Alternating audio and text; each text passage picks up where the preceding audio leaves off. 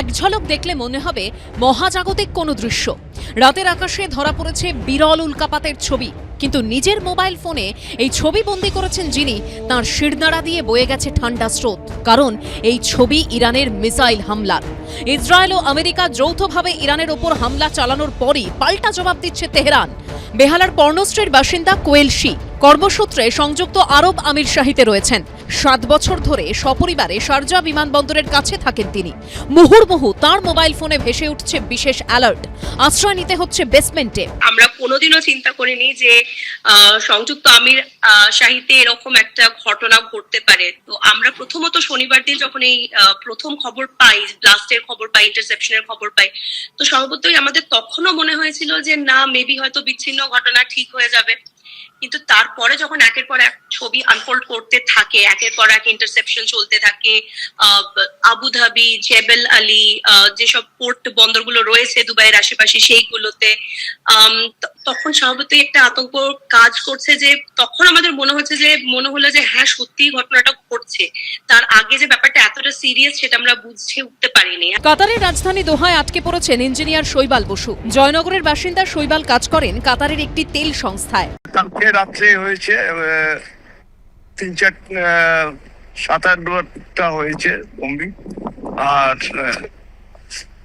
আজকে ভোরবেলাও কিন্তু যে আমাদের অয়েল অ্যান্ড গ্যাস প্ল্যান্ট সেখানেও অ্যাটাক হয়েছে, যার ফলে এখন এখানে খুবই রেস্ট্রিকশন। কর্মসূত্রে দোহায় গিয়ে আটকে পড়েছেন ফিটনেস ট্রেনার চিন্ময় রায়ও। সেখানকার ছবিটা তুলে ধরেছেন তিনি। একেবারে কেউ নেই, একটা মানুষজন নেই। সুতরাং একটা ভয়ের একটা যে ভীতির যে একটা বাতাবরণ রয়েই গেছে এখানে, সেটা কিন্তু আমরা পরিষ্কার বুঝতে পারছি। মাঝে মধ্যেই শোনা যাচ্ছে মিসাইলের শব্দ। রাস্তাঘাট থেকে শপিং মল কার্যত জনশূন্য।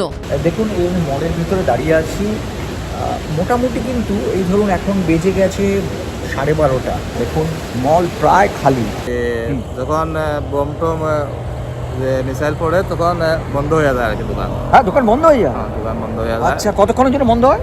এই 3 ঘন্টা 4 ঘন্টার জন্য বন্ধ হয়ে যায়। এই যে আওয়াজ হচ্ছে মিসাইল, আমি তো আওয়াজ পেয়েছি অনেকই, তো আপনারা নিশ্চয়ই আওয়াজ পাচ্ছেন?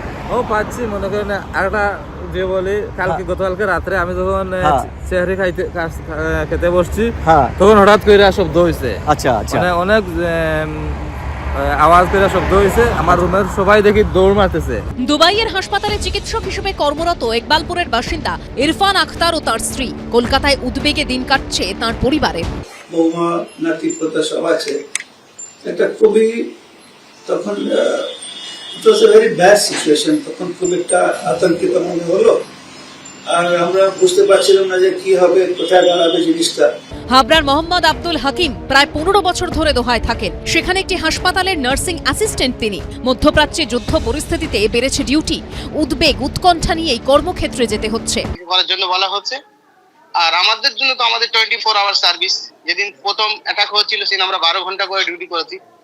কারণ সিচুয়েশন যখন হাই অ্যালার্ট দিয়ে দিয়েছিল মোবাইলে, এবং কোনো উপর থেকে কোনো আসলেই মিসাইল বা কোনো রকেট আসলেই সঙ্গে সঙ্গে হাই অ্যালার্ট চলে আসে মোবাইলে। গড়িয়াহাটের বাসিন্দা পিউ মুখোপাধ্যায় আবুধাবিতে মেয়ের বাড়িতে ঘুরতে গিয়ে আটকে পড়েছেন।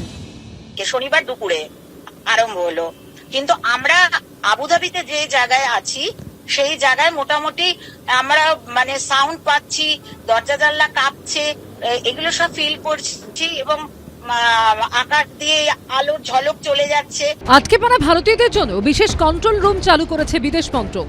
সকাল 9টা থেকে রাত 9টা পর্যন্ত যোগাযোগ করা যাবে কন্ট্রোল রুমে। নম্বরগুলি হল 1800118797 +911123012113 4104 এবং 7905। সুকান্ত মুখোপাধ্যায়, সন্দীপ সরকার ও আবিদ দত্ত রিপোর্ট, এবিপি আনন্দ।